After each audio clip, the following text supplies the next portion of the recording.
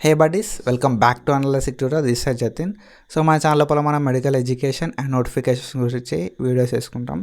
ఒకవేళ కొత్త వస్తే సబ్స్క్రైబ్ చేసుకో, మీ ఫ్రెండ్స్ అందరు కూడా షేర్ చేయి. సో ఈరోజు వీడియోలో మనం మెయిన్గా డిస్కస్ చేసుకోబోయే టాపిక్ ఏంటి అంటే బేసిక్ అనాటమీ. ఓకేనా. సో బేసిక్ అనాటమీకి సంబంధించి previous question paper. So anatomy ఉంటుంది, ఇలా హిస్టాలజీ కూడా ఉంటుంది. Basic anatomy including histology. So అందరికైతే సేమ్ ఉంటుంది క్వశ్చన్ పేపర్ ఏహెచ్ఎస్ వాళ్ళకి.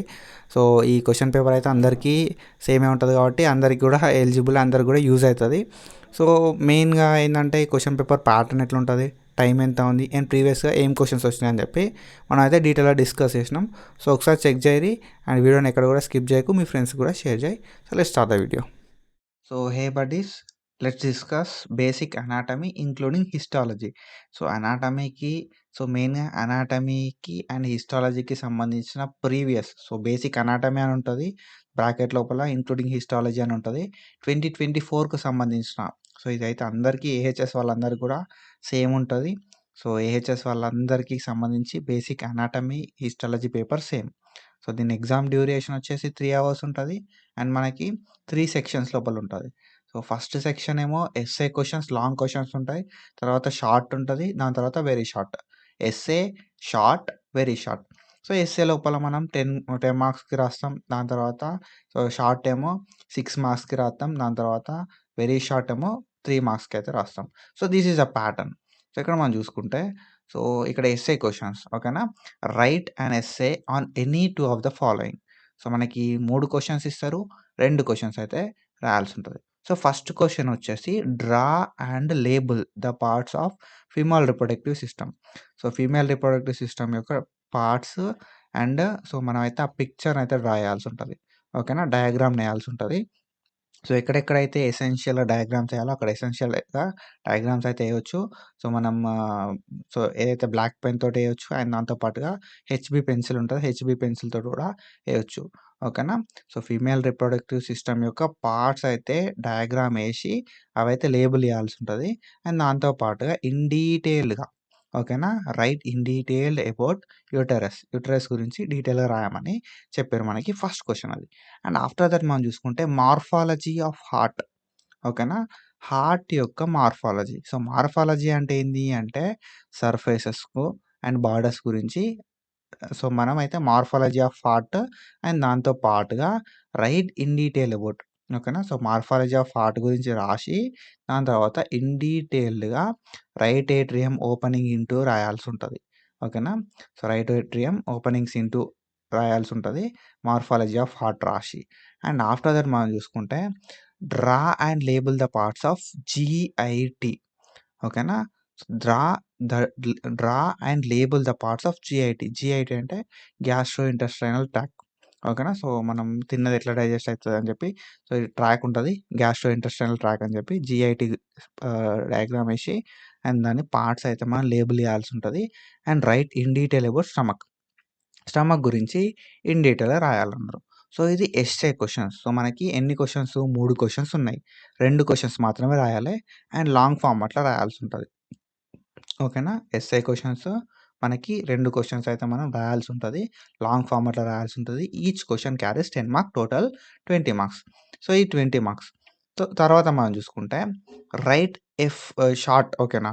So right A short note on any 5 of the following. అంటే సో ఏవన్నా 5 రాయమన్నారు.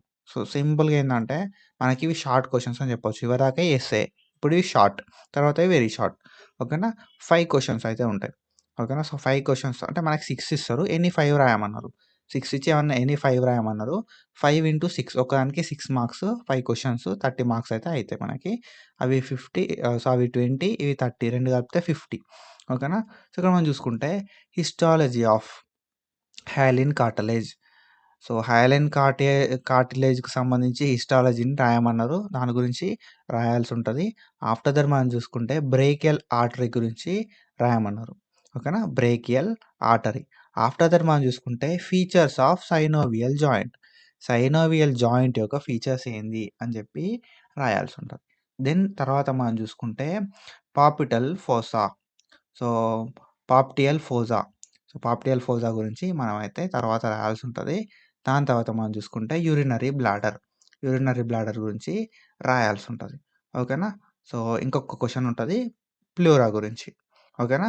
సో ప్లూరా గురించి మనం అయితే రాయాల్సి ఉంటుంది. So if diagrams are necessary you have to draw the diagram with pencil or a ball point black pen. ఓకేనా. Histology of hyaline, brachial artery, features of synovial joint, popliteal fossa, urinary bladder, pleura, వీటి గురించి అయితే రాయాల్సి ఉంటుంది. ఇవి 6 questions. 6 లోపల any 5. ఓకేనా. Any 5 అయితే రాయాల్సి ఉంటుంది. దీనిలో ఏదైనా ఒకటి చాయిస్ కింద ఇచ్చి పెట్టుకోవచ్చు. సో మనకి మొత్తం ఎన్ని చాయిసెస్ పెట్టవచ్చు అంటే ఎస్ఏ లోపల ఒకటి. ఓకేనా. ఎస్ఏ లోపల ఒకటి అండ్ ఇక్కడ ఒకటి 2 మాత్రమే మొత్తం క్వశ్చన్ పేపర్ లోపల చాయిస్ అయితే ఇచ్చి పెట్టొచ్చు. అండ్ నెక్స్ట్ ఇయర్ ఎట్లుంటుందని చెప్పి మనకు తెలియదు. సో చూద్దాం ఫర్దర్‌గా అయితే నువ్వు ఎప్పుడైతే రాస్తావో అప్పుడు క్వశ్చన్ పేపర్ ప్రాపర్‌గా చదువు. ఓకేనా. ఆఫ్టర్ దట్ మనం చూసుకుంటే right briefly on the following. So బ్రీఫ్‌గా రాయమన్నారు. ఓకేనా. సో 10కి 10 రాయాల్సి ఉంటుంది. 10 క్వశ్చన్లు ఉంటుంది. 10కి 10 అయితే మనం రాయాల్సి ఉంటుంది. సో 10కి 10 రాయాలి కాబట్టి మనం ఇక్కడ చూసుకోవచ్చు. ఒకదానికి 3 మార్క్స్, 30 మార్క్స్. So 20, so 20, 30, 30. ఓకేనా. 20, 30, 50, 50, 30, 80. మనకి 80 మార్క్స్ పేపర్ ఇది. సో ఇక్కడ 10కి 10 అయితే రాయాల్సి ఉంటుంది. చూద్దాం. Parts of brain stem. Brain స్టెమ్‌కి సంబంధించిన పార్ట్స్ రాయమన్నారు. సో ఇక్కడ డయాగ్రామ్ ఏం అవసరం లేదు. మాక్సిమం డయాగ్రామ్ అవసరం లేదు ఇక్కడ.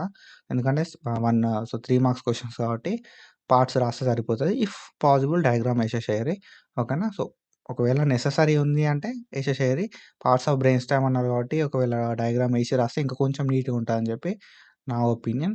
అండ్ ఇక్కడ చూసుకుంటే parts of long bone. Long బోన్‌కి సంబంధించిన పార్ట్స్. అండ్ దాని తర్వాత ఇట్ డిపెండ్స్ ఆన్ టైమ్. టైమ్‌ని బట్టి మీరు సో రాస్తే ఏస్తే డయాగ్రామ్స్ కూడా ఏసేసేయరి. And name any 3 endocrine glands in our body. So మన బాడీ లోపల ఉన్న ఎనీ 3 ఎండోక్రైన్ గ్లాండ్స్ గురించి అయితే వాళ్ళు చెప్పమన్నారు. Name 3 any endocrine glands. ఓకేనా. ఆఫ్టర్ దట్ మనం చూసుకుంటే బ్రాంచెస్ ఆఫ్ ఆర్చ్ ఆఫ్ అయోట్రా. ఆర్చ్ ఆఫ్ అయోట్రాకి సంబంధించిన బ్రాంచెస్ గురించి రాయమన్నారు. ఓకేనా. Branches of arch of aorta. అయోటాకి సంబంధించిన మనకి బ్రాంచెస్ రాయమన్నారు. ఓకేనా. సో మనం ఇక్కడ చూసుకుంటే ట్రాకియా. ట్రాకియా గురించి బ్రీఫ్‌గా రాయమన్నారు. సో ట్రాకియా గురించి రాసేసేయాలి. ఓకేనా. ఆఫ్టర్ దట్ మనం చూసుకుంటే mention any 2 examples of elastic cartilage. So elastic cartilage యొక్క ఎనీ 2 ఎగ్జాంపుల్స్ అయితే రాయమన్నారు. ఓకేనా. సో దాని తర్వాత చూసుకుంటే draw and label the structure of neuron. న్యూరాన్‌కి సంబంధించిన స్ట్రక్చర్ అయితే రాయాల్సి ఉంటది.